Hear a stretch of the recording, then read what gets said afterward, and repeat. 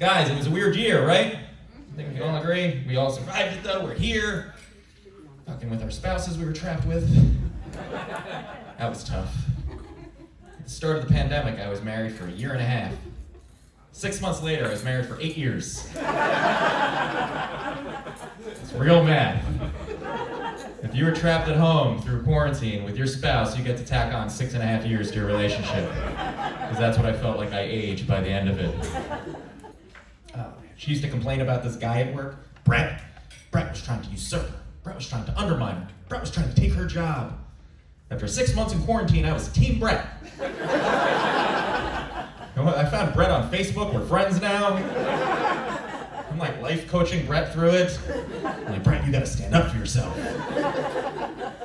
My wife comes in one day and she's like, you know what Brett did? He stood up for himself. I was like, that Brett is an asshole. He's gotta, where's he getting that from? It was weird for my parents, because my parents are in their 80s, and they were in that, that population of people we had to be watching out for. So we were just stopping by their house every day, dropping off food, checking on them. My mom was bored. She was always complaining, I'm so bored.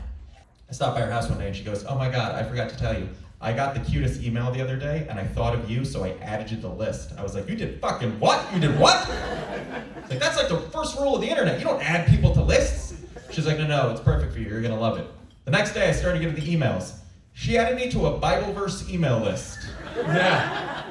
Bible verses every day getting sent to me. And I know they weren't intended for me because they're always like Jesus-heavy Bible verses. That wasn't meant for the Jew named Israel, So after a couple of weeks of these emails, I was like, all right, that's enough. And I hit unsubscribe, and I immediately felt guilty. Because I was like, maybe I should have been reading this shit just in case, right? Like, what happens if I die and I get up to heaven and I'm like, this is it, heaven, I made it, it's amazing. And I look across the way and there's Jesus. And I'd be like, shit. And he's gonna be like, hey, Kevin. I'll be like, hey, Jesus, listen, can we avoid this awkwardness and just kind of let me in?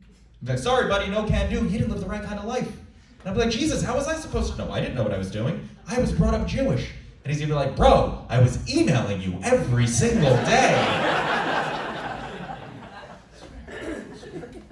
I love asking people how they meet. Usually you get a weird story. The weirdest answer I ever got, I was doing the show in this little town called Newport News, Virginia. And I was talking to this couple up front. And he was clearly way older than she was. And I asked how they met. And he goes, oh, we met in elementary school. And I was like, what? And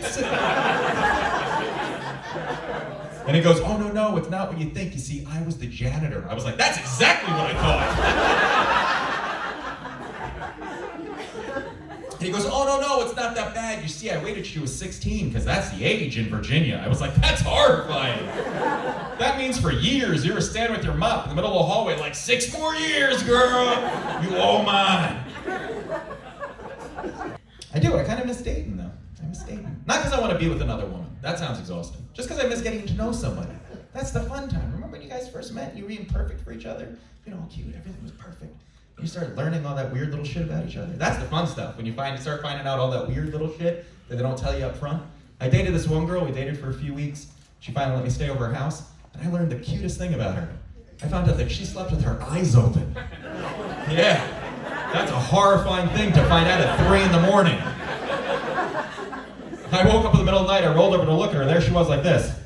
I was like, holy shit! I thought she died in her sleep. And I've seen CSI, so I'm like a guy that's gonna get blamed for it. I started coming up with alibis. Then I just heard her go, I was like, oh, thank God.